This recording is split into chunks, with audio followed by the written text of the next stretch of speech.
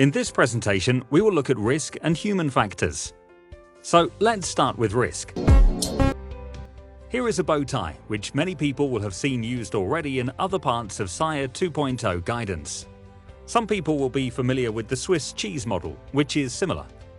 The bow tie represents the threats to a vessel on the far left-hand side, all the bad things that could happen to a vessel. Here we've shown the collision, elision, grounding threat, but OCIMF has also identified other significant threats such as taking control of the vessel or unauthorized access, breaking free from berth, overflowing tanks, GHG emissions, air pollution, loss of structural integrity and stability, breaching the hull, all of which can be severe threats to a successful shipping operation. The barriers, shown here in orange, prevent those threats from being realized or mitigate the consequences. Here, the barriers on the left-hand side prevent the threat from being realized, and we see some examples here in design, maneuvering clear, and maintaining operating hardware. On the right-hand side, we have barriers that minimize the consequences should the worst happen, such as detection, using emergency equipment, emergency response, or evacuation. In SIRE 2.0, we are inspecting the barriers to ensure they will work when needed. People are an essential component of making these things work.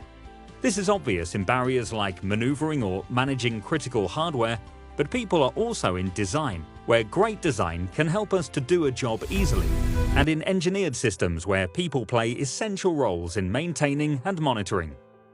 In fact, for each barrier, there is often a human component which makes the system work. What does it look like when a person is part of a system? A system is a group of components which work together to achieve something. Here we have a simple example where we are filling a tank. It's a manual operation, and the objective is to fill the tank without it overflowing. We have a person here whose task is to read the level in the tank and then close the valve when it's full. In this example, there are three important components: the hardware that's being used, the process or procedure that governs the task, and the human component. If you take the human away from this system, the tank overfills. We could call this a critical task. The person is part of the barrier system and the task needs to be successful for the barrier to work. In SIRE 2.0, inspectors look at all three parts of a barrier system: hardware, process, and the human parts of the system. For the human component, they report how effective and successful the task is. It's like having a gauge that tells you how successful a task might be. When people perform a critical task in a system, the task is influenced by all sorts of things. Take a few moments to note down a few things that would help you to be successful if you were asked to do this task. You might have listed things like being able to see the level, and being able to operate the control, or having a valve that is easy to operate. Or maybe even things like being properly rested, having the right training or experience. All of these are healthy influences that will help a person be successful in a task, or even to exceed expectations for how successful the task will be. If you reverse some of those things, they can set a person up to fail. If they have a misted gauge and a stiff valve, make them tired, confused, or overloaded, or rush them into completing the task, then it's likely that the task will fail at some point. We call these things performance influencing factors because they influence performance on a task. When an inspector comments on a task, they will say whether they think the effectiveness of the task exceeds expectation, is as expected by SIRE 2.0, is largely as expected but with some opportunity to improve, or not as expected, meaning that the task is unlikely to be successful when you really need it. The performance influencing factors, or PIFs, are the physical, psychological, organizational, and social characteristics that affect human interaction with hardware, systems, processes, other individuals, and work teams. In SIRE 2.0, OCIMF has listed a set of PIFs that are most relevant to vessel operations. When inspectors are looking at a task, they are interested in these things which set people up to succeed or fail. They are looking for evidence that a task can be reliably executed in the future. Let's look at these PIFs in more detail. Group 1. Out of the thousands of tasks that need to be carried out on a vessel, it helps to recognize when a task is safety critical or when some small part of a procedure is really important to get right. It helps us to design the task better, including making any allowance for preventing, detecting, and recovering from mistakes. Group 2 looks at the way people use procedures, whether they can get to them when they need them, and that they make sense and are helpful to people performing the task in real life. Group 3. This considers the interactions in a team and between crew and leaders. People in fast-moving, dynamic situations rely on good communication, sharing information, and respectful challenge and response to maintain an understanding of the situation and take the right action. Problems are more likely when people are under pressure, overloaded, tired, unhappy or fearful, or trying to meet tight schedules. But more than anything, the mental health of the crew is a priority for us because we care for the welfare of mariners. Group 4. Sometimes it's the physical things which make work difficult. Physically awkward, uncomfortable or dangerous conditions can cause people to struggle to do what's expected. The interfaces and controls with machines and systems are an essential part of what people need to make decisions. Errors, misunderstandings, and silencing of nuisance alarms can occur when controls and interfaces are poorly optimized for people. A barrier can fail because people are asked to work beyond their normal range or with poor information. Group 5. It's not enough to read or hear information. People need opportunities to be able to learn and practice in a variety of situations. A barrier can fail because people come across situations that they are unprepared for or unfamiliar with. Procedures are not always our friend. Sometimes there are too many procedures, they are too detailed, and sometimes they will conflict. They may be inaccurate or stuck away on a computer in the supervisor's office, and no one can get to them when they actually need to use them on the job.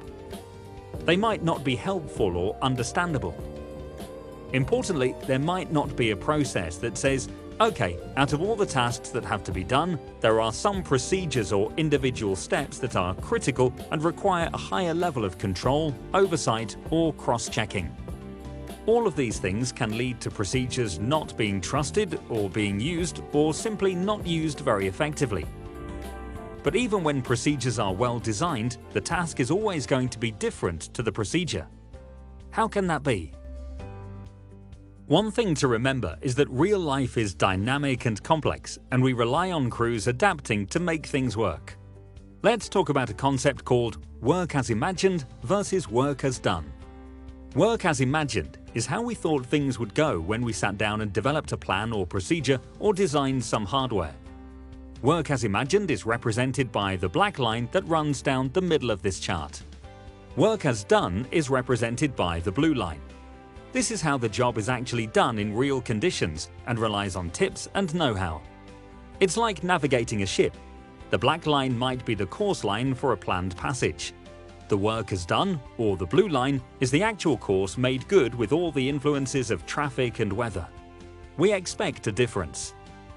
In real work, the blue line moves along, sometimes being better than the plan, sometimes worse. In fact, there are all sorts of pressures which people deal with and adapt to try and keep the task broadly on plan, some of which are listed below the line. This sort of adaptability is what we rely on people for, and normally it goes okay because there is a margin of safe operation where we can afford some flexibility, the green band. But that margin isn't obvious and difficult to judge when we are in the middle of a task. On occasion, the task varies too far from what was imagined, or the safety margin is too narrow. It's only then that the organization really notices what's happening, because some unwanted event or incident happens. Think about a task where you had to know a tip or trick to make it work. One mariner told us about a situation where he was a new recruit on a vessel being shown around by the master. The master took them to a control panel and showed them where a red button and a green button had been wired up incorrectly. The master told the new recruit that he had to remember that green meant stop and red meant start on that panel only. people will often make the best of what they are given and adapt to make a task work. Inspections are interested in work as done, so we are looking at how tasks are really carried out, even when there is a procedure for them. We can imagine that our performance influencing factors, or PIFs, are on a control panel. Until we look for PIFs, we don't know how successful the task is likely to be. When we have healthy PIFs, shown in green, tasks are likely to be reliable, because we are supporting people to be successful with the right conditions. When some PIFs are unhealthy, shown in red, tasks become more difficult and errors will creep in, or people will need to adapt the task to make it work. When a lot of PIFs are unhealthy, there is a strong likelihood that the task will fail. The good news is that we can address unhealthy PIFs and increase the likelihood of a successful task. So let's summarize where we've got to. We rely on barriers to protect the vessel against risk. Barriers usually require human involvement, doing important tasks that maintain or make the barrier work. When an inspector looks at a vessel, they are giving you some information on the effectiveness of tasks that are part of your barriers. The inspection also tells you about the performance-influencing factors you can address, which will make tasks more reliable and therefore make barriers stronger. The inspection is a tremendous opportunity to learn about the effectiveness of your barriers that help you manage risk. Let's look at a couple of systems that protect against serious risks. Here are two barriers with human components that protect against collision, elision, grounding, and breaching the hull. Getting our under-keel clearance calculation right is an important protection against these threats. Similarly, having reliable digital mapping systems and GPS is essential. Here, one is a human action, performing a calculation, but the other is an engineered system. How might people be involved in that system? Well, here's what the inspector saw and what they concluded. The SIRE 2.0 question is, were the master and navigating officers familiar with the company procedures for the setup and operation of the ECDIS units, and were records available to show ECDIS has been operated in accordance with them? What the inspector observes is that the navigator understands the ECDIS system well, but there is a gap. The vessel doesn't routinely verify the satellite positioning, and that's a problem because the GPS signal can wander, and then a vessel might find itself in the wrong position compared to hazards. When the inspector consults the company management system, they see there are options for verifying positioning, but they aren't very clear about the preferred method or frequency. From the discussion, the inspector notes two unhealthy PIFs. The criticality of this task hasn't been recognized, and the procedures aren't helpful. To tackle this observation, we would need to address the unhealthy PIFs by recognizing that this is a critical task that requires better guidance on the frequency and types of method that a vessel would need to be doing to verify GPS positioning. In the under-keel calculation, or UKC example, the question is, does the operator provide guidance on minimum UKC and squat? Here's an interesting case.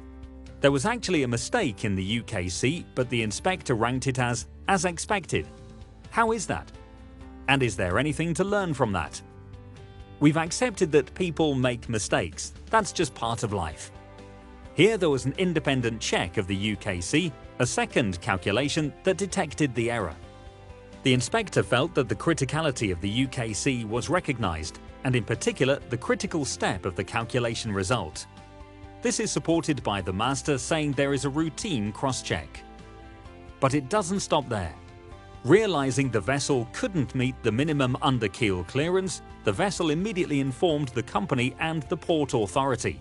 They conducted a risk assessment, and, with information from the port authority, the vessel could adjust its speed to make safe passage through the river section. The inspector felt that this chain of events was a healthy indication of good team dynamics, communication, and coordination. Is there anything to learn here? We'll find out when we come back to this example later.